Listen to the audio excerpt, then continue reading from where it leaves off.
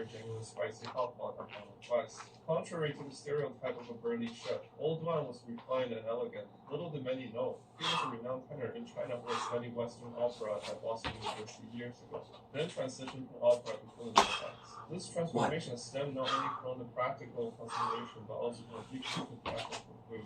This passion was inherited by his son, Ran Duan, who, after graduating from hotel management, took over his father's beloved restaurant, becoming the student's beloved little Duan. However, this modest Chinese restaurant was troubled in 2014 over a mere $4. One day, Ben Edelman, a Harvard professor, ordered garlic chicken, spicy peanut shrimp, boiled fish slices, and stir-fried cabbage from Sichuan Garden to an online ordering platform for pickup. The total bill came to $53.35. Upon returning home and inspecting the receipt, he noticed a discrepancy. The other order was supposed to be under $50, so why was he charging $9.4 in the restaurant?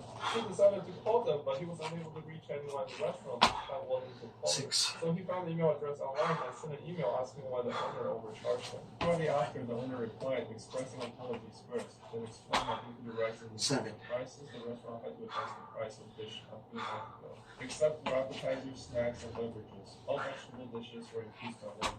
However, as the website was created by another company and they couldn't contact them in time for updates, he relented in displaying the previous prices. Lastly, the owner apologized again for the confusion and then assured that the extra $3 had been refunded to the professor's credit card. But this apology letter infuriated the Harvard professor, and he wrote another lengthy email, starting with a focused attack. I ordered 4 dishes, each charged an extra $1, so you clearly overcharged me $4. Why did you only refund me $3? Then he quoted a lengthy passage to suggest that this counted as an intentional violation within a minor category and should be penalized 3 times the amount. In plain terms, whether it's $3 or $4, it's too little. In your case, you should compensate me 4 times 3, totaling $12. Finally, he emphasized his identity. I hold an active professor position at Harvard University, currently a professor at the business school, and possess a lawyer's license. The implication is clear. If you don't honestly compensate, I will sue you in no time and you will be in big trouble. Based on the professor's aggressive stance, the restaurant owner chose to back down. Not only did he refund the requested $12, but he also urgently had the other prices updated and included screenshots of the prices in the email. We have acknowledged our mistakes and corrected it. Please spare our little business. However, this time the professor wasn't letting go. He sent another lengthy passage trying to position himself on a moral high ground. Who knows how much money you've already taken from other customers? Maybe you're deliberately not updating the prices online so you can take more money from the customer. In small claims court, your behavior constitutes malicious deception and could result in a minimum fine of $25. But since you probably new immigrants are familiar with U.S. laws, I won't push for more. Just give me a half price discount on my previous order, which is close to the minimum $25 fine. Okay. This time, the restaurant owner exploded in anger and required without hesitation, expressing that they had always conducted their business honestly and price increases due to inflation and unavoidable action. Customers who dined in the past few months had paid according to new prices. The question of fairness of this action, and even if they were to adhere to the professor's ridiculousness, $53.35, half of which would be $26.65, exceeding the $25 fine by $1.65. Hey, who was the one packing over the $1? You were being an old one. 17. Is this really worth the time? The email completely ignited the professor's anger. Not only did he file a lawsuit against Sichuan Garden, he also turned his experience into his 8th article of over 4,000 words posted on his university website. To ensure that his masterpiece wouldn't go unnoticed, he even assigned it as homework for his students to read, instructing them to read and study thoroughly, and teaching them that no matter how small their achievements, that they should always be fighting for their rights.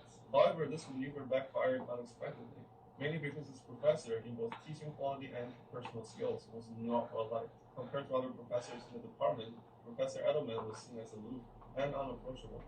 For instance, some students mentioned being sent back to rewrite their essays merely for exceeding the required word count of 4 words. Others claim to have received a grade of C on their assignments without any visible corrections throughout. When questioned about their errors, the professor responded condescendingly, asking, "If you don't even know the mistakes you made, how can I help you?" This is the same person who's normally sparing with words by engaging in a week-long email battle with a Sichuan restaurant owner and producing 4,000 words in the process. And to top it off, he narcissistically invited his student to read his masterpiece and assigned it as his homework. He just wanted to show off the epic saga stemming from a mere $4. As a result, the students were not sympathetic. They saw it as nothing but petty behavior.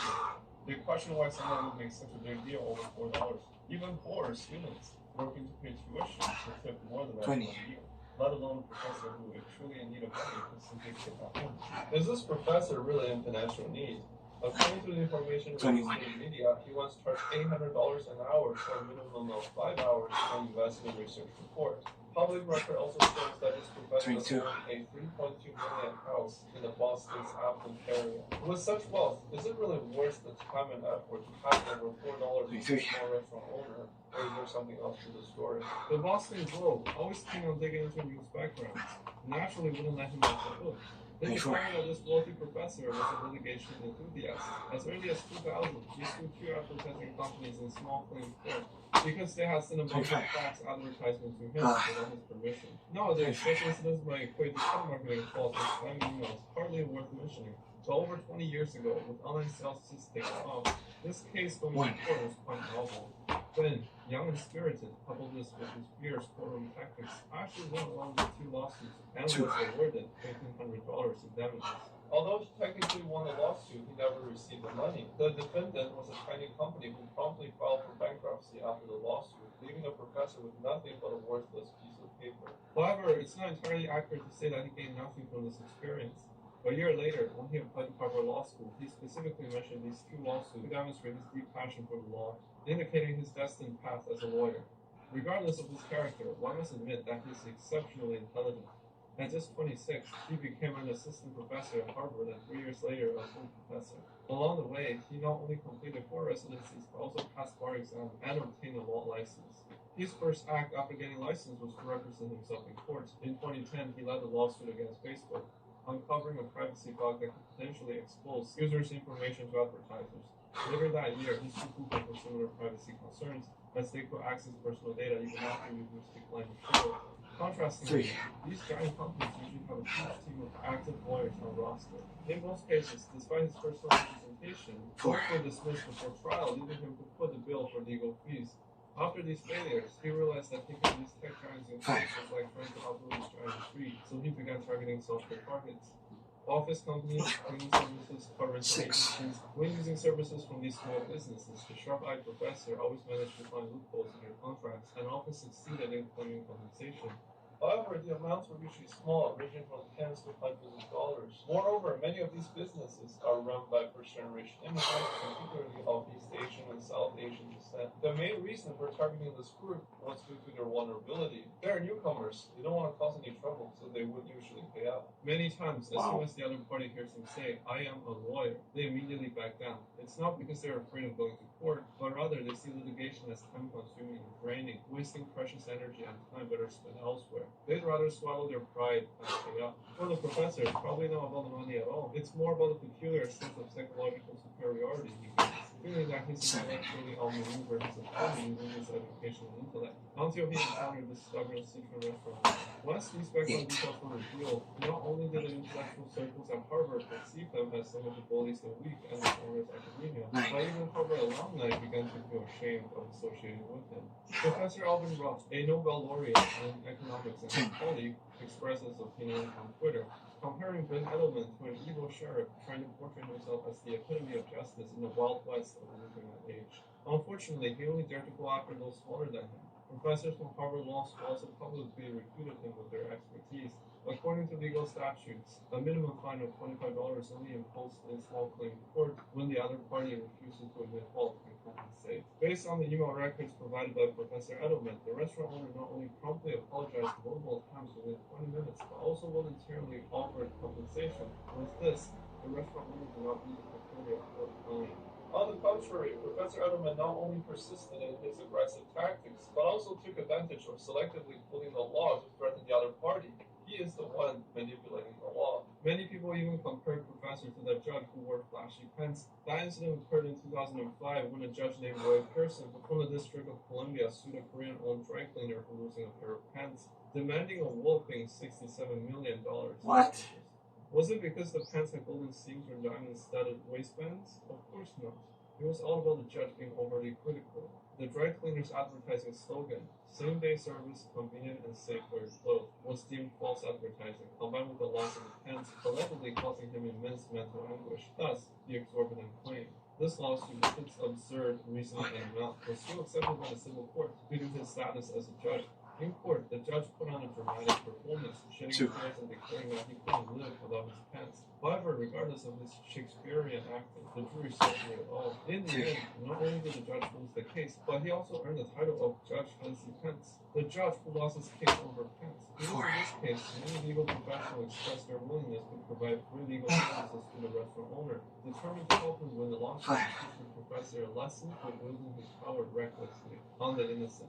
Aside from all this, online discussions were also buzzing with curiosity about the 4 dishes the professor ordered. Some people on Reddit started threads specifically discussing the flavors of garlic chicken, spicy peanut shrimp, boiled sliced pork, and stir-fried cabbage, whether they tasted good or not. So some people would actually go all the way to Citron Garden, ordering these 4 dishes and take photos to upload them online. One of the caption read, "Truly delicious. No wonder the professor wanted to get 2 meals at the price of 1." Meanwhile, a local company, without even tasting the food, handed over the entire order of their annual meeting to Citron Garden, spending over $500 on takeout. The result? They received rave reviews, with colleagues saying that every dish was so tasty they wanted to lick the plates clean. Seizing this opportunity, the savvy restaurant owner, Mr. Guan, launched these 4 dishes as the professor's combo, offering special discounts to other students. This promotion not only boosted the restaurant's business, but also enhanced its reputation among the students as being affordable and delicious. This petty drama prompted Harvard University to announce that they wouldn't renew the professor's contract, and the tenure he was supposed to receive was completely revoked. Another individual who distanced themselves from him was a family elder. When the scandal first broke out, there was only speculation about the professor's surname, Edelman, and his connection to Marian Wright Edelman. Speaking of Marian Wright Edelman, she was a well-known figure in the United States, not only a black activist and opinion leader, but also Mississippi's first black female lawyer. She founded the American Foundation for Child Protection, dedicated to safeguarding women, children, and other vulnerable groups. She even authored a book called The Measure of Our Success, A Letter to My Children and Yours, which was not only a must-read for many American high school students, but also translated into many languages. Because she's such a great and selfless woman, and there's a difference in color of skin, so people think that it might just be a coincidence that they share the last name. However, at this moment, Miss Marian issued a statement revealing that the professor's father's brother was her husband, and she only acquired Edelman's surname after marriage. In other words, Mary should technically be the professor's great aunt. She mentioned that she only interacted with the professor briefly when he was young, and that he was bright and intelligent. Unfortunately, he veered off course. Instead of upholding justice, he became the tool for injustice. As someone dedicated her life to serving disadvantaged groups, she felt deeply ashamed and regretful of the professor's actions, and to lose tenure position over a mere $4, and to alienate oneself from others, ending up as the Joker nationwide.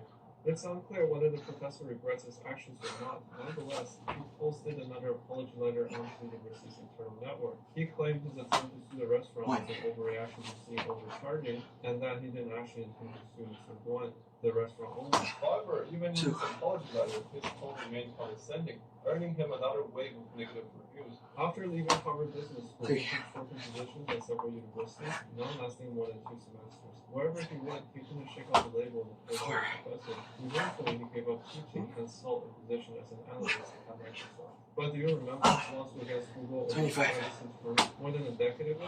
Despite humiliating defeat, that chapter of his litigious history was etched into the notebooks of Silicon Valley's major companies. So whenever his reports mentioned anything related to Google, they were automatically labeled with subjective bias and lack of fairness and were promptly dismissed. After a few incidents like this, Microsoft also concluded that the professor was blind. So he picked up his old job and started suing people. This time, he sued Harvard University. He believed that Harvard's refusal to grant him tenure 8 years ago was due to influence of public opinions instead of his teaching ability. Therefore, he demanded compensation, or at the very least, a teaching position at Harvard.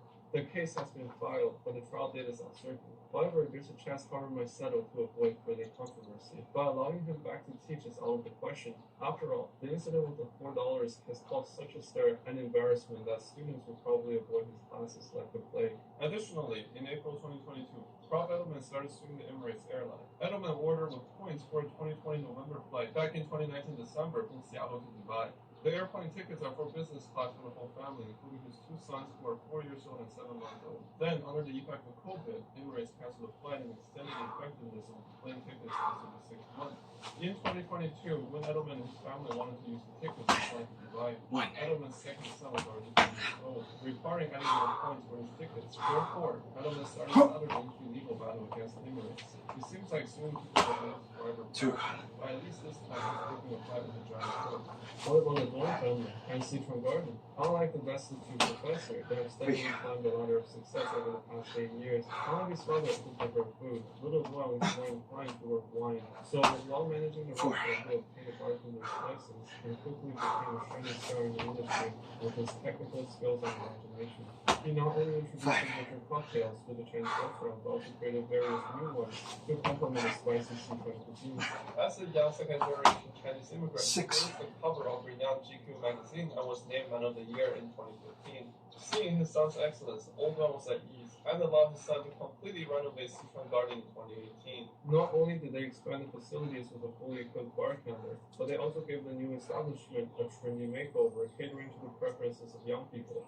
It was no longer the same old run-of-the-mill eatery. Despite the change in style, the prices remained reasonable. According to the menu, the average cost per person was $20, offering authentic snacks like bandung noodles and spicy wontons, as well as hearty dishes like boiled beef and sour cabbage fish. Pairing them with a specially crafted cocktail made the experience even more enjoyable. After weathering the downturn brought by the pandemic, Sichuan Restaurant was ranked among the top 50 restaurants in Boston in 2021, and its small bar was voted the best for 2 consecutive years. Little Warren generously shared his secrets on his YouTube channel, teaching viewers how to make the restaurant's most popular specialty drink, Father's Advice. In his words, the drink is deep and restrained, slightly bitter on the palate, but with a lingering sweetness, symbolizing the image of his father, Old One. He was not just a singer, a gourmet, a chef, or a loving father, but also a resilient and tenacious first-generation immigrant. Who would have thought that $4 ultimately changed the destinies of 2 people? One's path narrowed, while the other expanded spectacularly.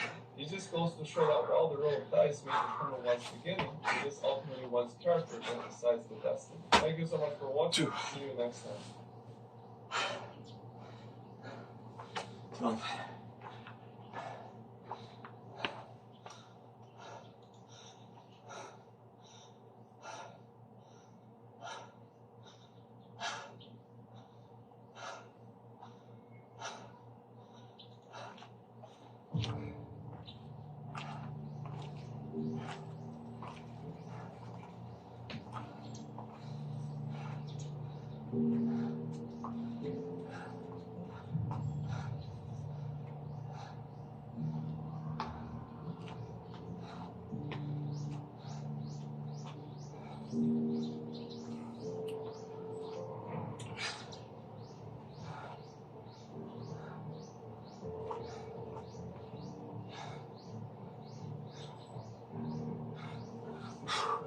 How can one put himself one of the biggest modern aircraft in the world is that self-defense? 13.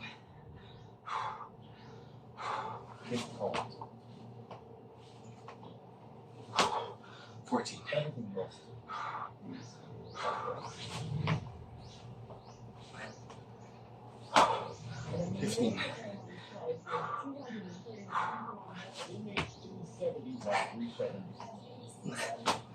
16. There are mysteries and then there's a story of NXT itself.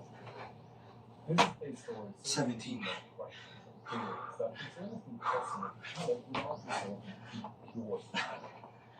This means I have 18. covering the topic now, but since at the time of this video was released, from 10 years and 239 years, 19. I've decided to make it myself. This story is created with one goal. 20. When the authorities to restart research for the and with that, hopefully also provide some closure to the facts, some of which have been contact with before. I will today share with you fresh evidence-based popular technology that has been enhanced and refined over the last few years, to the point where it now possibly can provide new clues to where this aircraft finally came from. This is the story of national T7.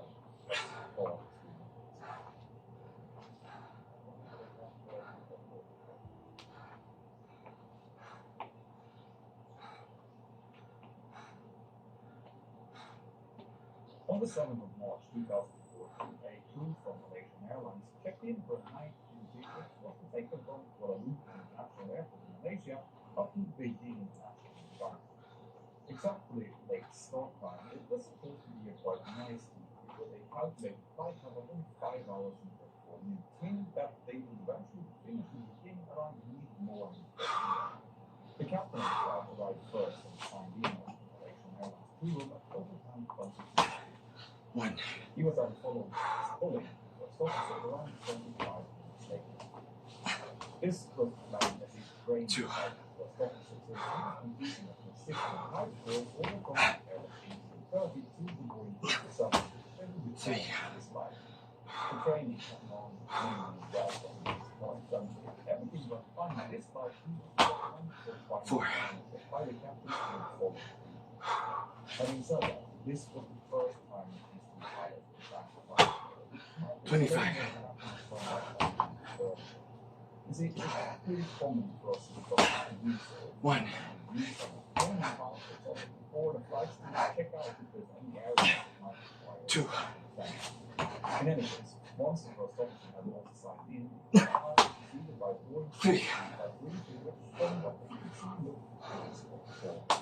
The weather in Kuala Lumpur was generally nice and dominated by a soft but high pressure center of Thailand, and the weather at the destination Beijing also looked quite good for the sea. The only natural issue was that about 2 birds down the route they were passing through a bit strong jet stream, high winds, which could cause a bit of trouble, but apart from that, it was looking pretty straightforward. With that in mind, and no shots back in the flight either, the pilot then found the flight. There were 2 options for the route, and taking into consideration both of these, the pilot decided on a final field of 49,100 kilos, which was in line with the expected amount of the flight, kind of substantially more or less than required. This too would put the aircraft in approximately 7 hours and 31 minutes, around 2 hours longer than the flight time, 4. and that will of course become very important. So, who was the 5. pilots that were going to be in charge of the flight? Well, the captain was a 53-year-old, 33 years 6. He was married, and children, and in his spare time, 7. sitting down out groceries, elderly, and 2 weeks 8. He had also started a YouTube channel, by the way, still there, where he showed how men serve home appliances, and also, usually, when he showed up his own simulator, he had physically practices trade. His simulator would later be investigated thoroughly. It had been erased weeks before the flight, but the investigators still found some manually and away from interest in a backup memory, but without moving the evidence. In any case, the captain had a stable finances, no known illnesses, and was regarded as a solid, reliable member of his community. In terms of his aviation career, he had started with the success of the responsive program for Malaysian Airlines already back in 1981. He completed his licenses and then started flying with them back in 1993. He then worked his way up the ranks, starting with the S-77, 772, Airbus A300, and finally he got his first command position. This was then followed by 9. command on the 774 actually on my birthday, 10. December 1998, he received his command on Boeing 777, which he then continued to operate until 1. his good track record of some work eventually also became a high-grade instructor as well as examiner all this time, and it was in this capacity that he was going to operate Malaysian Airlines like 370. He had a total experience of just over 18,400 hours, and 8,659 of those have been flown on 7. The first officer was 7 years old and senior. He had also been accepted into the airline's cadet pilot starting in 2008, and he'd been flying initially on the Boeing 774. He had then changed over to the Airbus A330 in 2012, and then on to the Boeing 777 in November 2013, just a few months before his flight. And this was obviously why he was still great. He had a total experience of just over 2,800 hours, and he had been only 39 hours of the flight. There is not much more mentioned about first officer in the final report, except that he was known as a nice person with stable 13. Now, given the vast difference in experience and your but with 14. like, you can easily assume that the power range of it would be less. 15. I can indicate that the issue between these two bodies. Both of them also 16. more than qualified in their license articles. 17.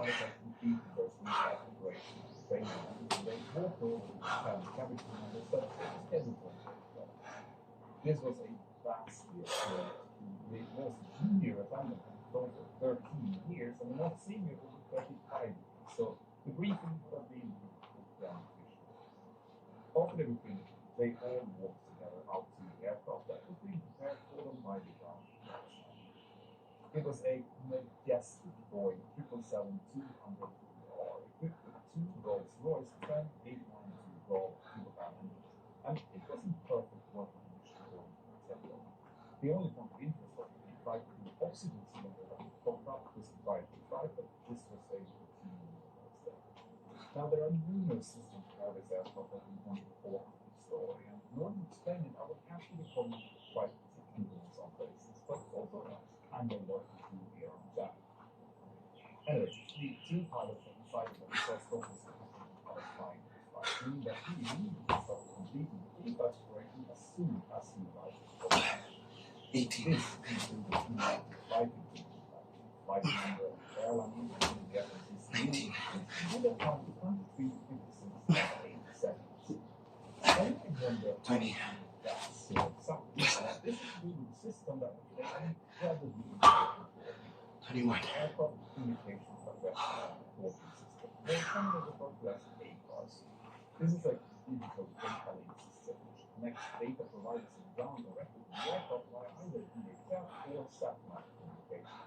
It enables people on ground to send these satellite data, weather, flight plans, and even make calls and send messages directly to the aircraft when it's airborne. And the part of the system which is going to be most important here is the satellite communication or static-based system. The ACAR system booted up and started to link to the satellite at 9:23. And about 1 minute and 20 seconds later, it captured the first officer's beam set up with this message. This shows that the system worked fine in that flight. And it's worth noting here that the system uses two different satellite antennas depending on the aircraft's configuration system is working. Remember that. Anyway, as the first officer was working away in the cockpit, he soon received an ACARS message containing something known as a note tag. Frequent viewers of this channel know that this stands for notification to the captain and is normally set out if the aircraft will be carrying dangerous goods. In this case, there were actually no dangerous goods on board, just a special note and note that consisted of several tons of mangosteens, which apparently had a tendency to release juice and water. 22. The northern message confirmed had been checked and that it wasn't leaking, but what it didn't say was that there was only 23. 2.5 tons of lithium-ion batteries on board.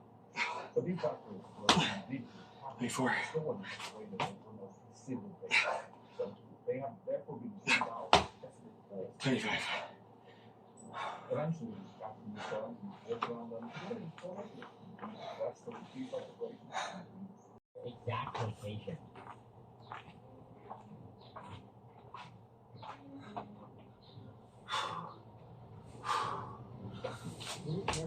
One. Alright, so I found One. a standard looking website here by Googling for Microsoft phone number, and this thing was the first result. And when I clicked on the site for the first 2. time, I spotted something that would immediately help my investigation. But before we try this phone number, 3. let's look at some real testimonials made by some customers. Very helpful and competent. Well, Susan, I'm gonna prove to you 4. that these people aren't helpful and are completely incompetent. Let's take a look at this other one. The tech guy will cover my system and capture all my data on the cloud. Alright, those reviews seem legit to me. Let's call that phone number and call this certified expert. 6. Something about that message. The message they talk about it is not a good message. It's a scam message. So after initiating the call with one of their support technicians, I told them I received a suspicious warning that looked like this. What actually happened? you accidentally click on any link or any button, like any fake website you go on it. So it installed a virus on your computer that allows the hackers to show that number. If you try to call on that number, they try to connect to other devices, like the cell phone, laptop, and other devices that is connected with the same internet. So you might then create a legitimate employee by telling me this fake laptop number was a scam. And you actually took it as an opportunity to defraud me by falsely diagnosing the computer. 8. As a part of the scam, they'll have their victims install remote access software, and I can take advantage of this to reverse the connection and gain access to their 9. computer. And just like that, I'm now in the scammer's computer. I can see the person that was just trying to scam me, and let's see if he has anything interesting on his system. Right about now is when I found a set of CCTV security cameras. I tried to access them, but I could not manage to guess the password, so I had to social engineer someone to change the password for me. The first thing I did was I the CCTV, 12. was mapping out all the cameras, and essentially creating a virtual minimap of this call center. The CCTV captured the front entrance of the call center, including the main room where all the scams took place. The CCTV was also installed in a tiny kitchen, a cafeteria, and some external offices that the scammers never really used. I may have spotted the scammers eating, socializing, and unfortunately scamming innocent people. 29 soft 5 is detected here. Sorry to wait it now. Your IP address is detected. Allot 5 here. Like this is the kind of police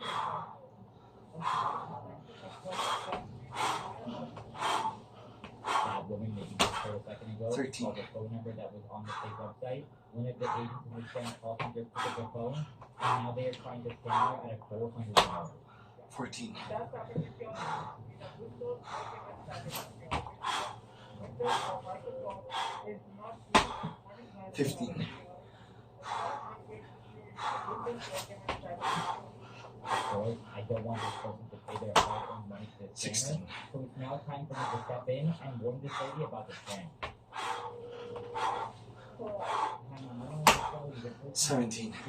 They weren't like Microsoft or any of those companies. I'll think it's actually scammers trying to scam me. Right, yeah, I just deal with my 18. fraud. Like, I don't want your name, I don't want to connect to your computer. Like, I'm not from Microsoft, I just want to tell you. Like, those, all those Indian people also you were speaking to, they're trying to take your money. Yeah, they're all trying to take your money. I know. Yeah. And we loaned $200 or $400. I said, absolutely not. Thankfully, I was able to call that lady before she got scammed. But there were many more people who had previously been scammed before I had a chance to intervene. This was evident from the computer access that I had gained earlier. I could see that victims were initiating the direct debit payment on WearDot's official website. I additionally recorded these scammers successfully stealing 10 Apple gift cards, totaling an amount of $1,000. After I saw this, I knew I had to do something about this scam operation and expose it to the world. So here is a backstory of how they operate. Now, WearDot's agents are trained to make a sale, but they won't try to sell you the cheap plan for fixing the so-called computer issue. Instead, they will try to sell you the most expensive plan, WearDot Ultimate. Now, unlike other scammers, WearDot actually installs something on the victim's computers, and it's their very own antivirus. Yes, this group has their own AV, and I don't know the 19. origin of how WearDot was intended to be created at first. Maybe they started off as a legitimate company, trying to make an honest dollar, and then realized they could just trick 20. people into buying their antivirus. Or maybe they were scammers from the beginning and knew that this entire scheme of tricking people into thinking that they needed to buy the WearDot 1. antivirus was just too good. Whatever the case may be, I don't have the facts of what has happened in the past. But what I do know is WearDot has been a shady company 2. for a couple of years now. See, if I want to prove WearDot is scamming people, maybe it's a good topic to recall. So I decided to challenge the agents I had previously around it. To hear what he has to say when I asked him about his company and its association with Microsoft. 4. Yeah, I know you're a scammer though. I know you're pretending to be from Microsoft. Why are you pretending to be from Microsoft? Now we don't feel easy for us to go from Microsoft. No, you work for Hayes, of course. No, you're not the real Microsoft? Oh no, we are not the real one. This is correct. Oh, you're the fake Microsoft, right? You're the fake Microsoft. You're not really Microsoft. Yeah. So where are you calling me from? Where are you calling me from if you're from Microsoft? Where are you calling me from, sir? Where are you calling me? I didn't tell you. I said that we do provide support from Microsoft. What does that have to mean? Then who are you? So who are you? What is your company? Who are you? Tech support. We are tech support. That's not a company. Who the f are you? That doesn't tell me. Listen to me now. I know you're a scammer. Don't try to play games with me. Okay, go around getting fun with the script. He's a true employee to the Wear.team. You hear that, Mr. Rakesh? Bump this guy up to Scammer of the Month already. Let's talk more about Wear.dot. 25. Wear.dot also claims they offer quote-unquote rescue recovery software, but that's just a fancy way of saying they do recovery services.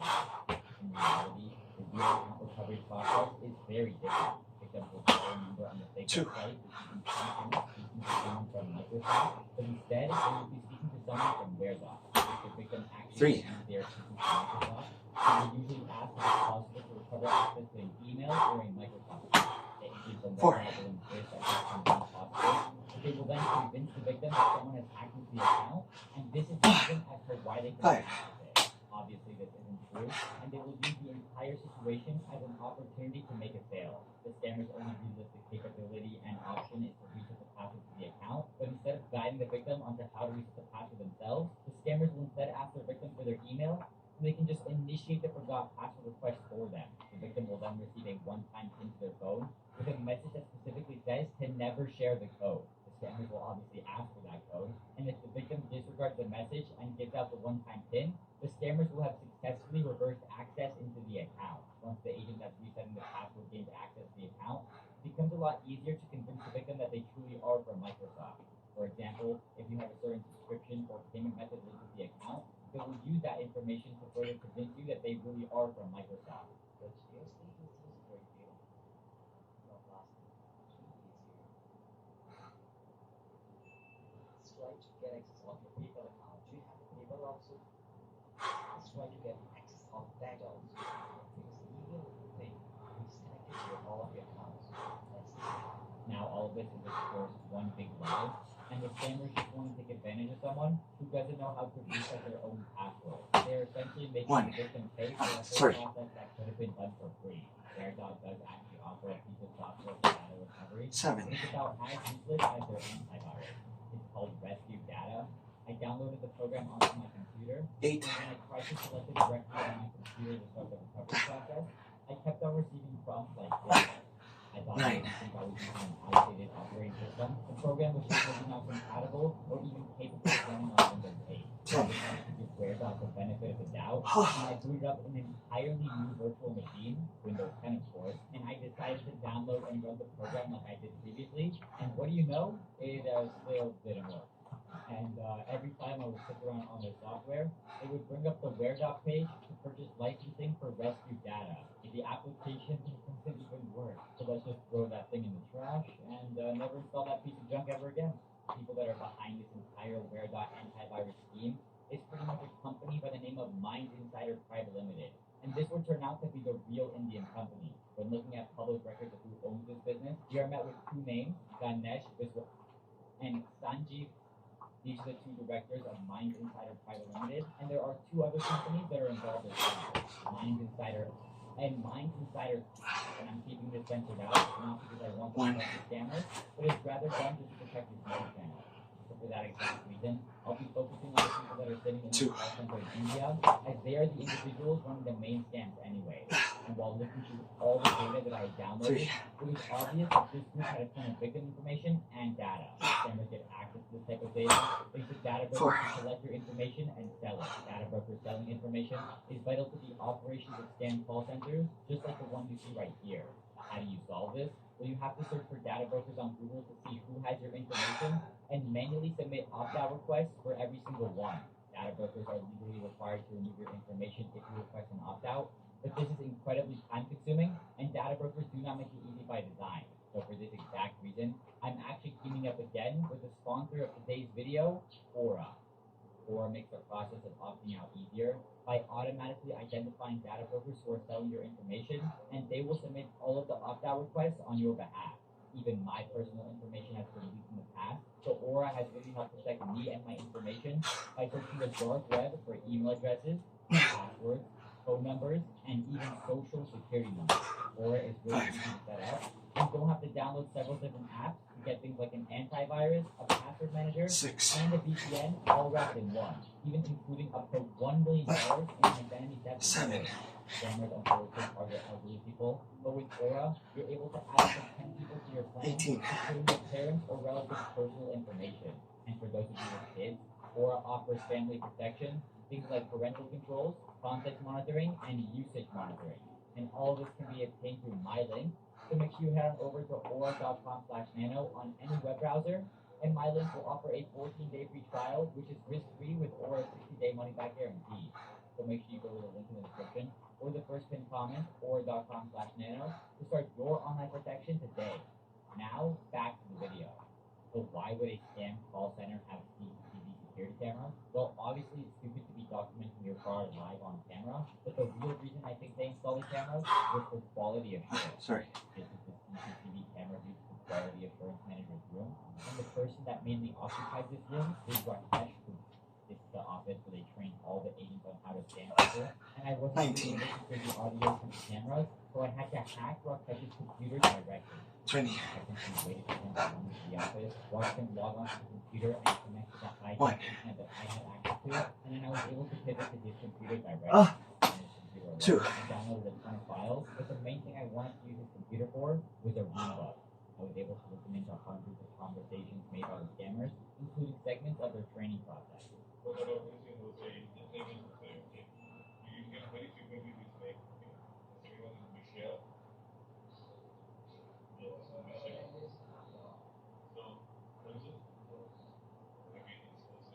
reason I had some of these faces blurred is because some of them didn't actually receive a scam job and rather just went through the training process. But there was still one question I had lingering in the back of my mind. Where were the scammers actually located? Well, the first thing I did was look at the addresses the Indian-based companies were registered to, and I immediately put the address into Google Earth. It zoomed me into this location in New Delhi, India, and just to make sure this was the actual location of the call center, I decided to use the scammers' own internet connectivity against them. These scammers have Wi-Fi in and outside the building, and by using the names of the wireless networks, as well as their strengths relative to the scammers' computers, we can precisely determine where the scam call center is located. And when I put those coordinates into Google Street View, we can see a building with a sign at the top that reads 91 Springboard. If I put that name into Google alongside the road we are sitting on, I can see the official website for the 91 Springboard complex. It's a co-working space in New Delhi. And while looking at photos of this place, it became very clear that the scammers were located in this building. What makes me say that? Well, for starters, it's the building's design and style that really gives it away from me. On this camera view, we can see colorful chairs, and this entire office is just jam-packed with colorful furniture. Additionally, I saw a sign by the front desk that said Pub Team,